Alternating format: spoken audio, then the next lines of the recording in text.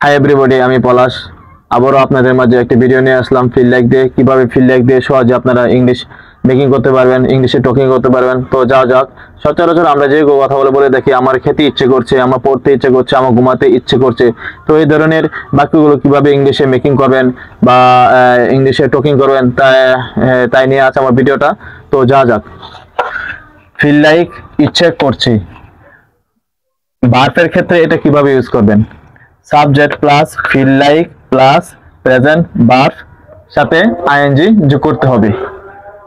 Example, যেমন I feel like taking tea, আমার চা খেতে ইচ্ছে করছে, ভার্বের সাথে আইএনজি যোগ হয়েছে। আবার এখানে দেখতে পাচ্ছেন নাউন এর ক্ষেত্রে, এটা কিভাবে ইউজ করবেন। Subject plus feel like plus noun pronoun. Example, I feel like tea, আমার চা খেতে ইচ্ছে করছে। আবার কর্তার কিছু হতে ইচ্ছে করছে,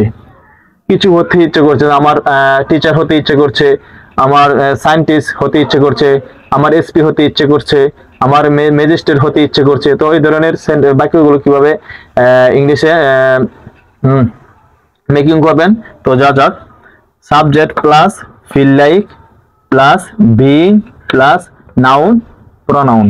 example, I feel like being teacher, আমার টিচার হতে ইচ্ছে করছে। তো এভাবে আপনারা ফিল লাইক দিয়ে অসংখ্য সেন্টেন্স মেকিং করতে পারবেন। বাসায় বেশি বেশি প্র্যাকটিস করেন। তো বাসায় বেশি প্র্যাকটিস করলে I think that you can speak English easily. তো ভালো থাকবেন, দোয়া করবেন। আল্লাহ হাফেজ।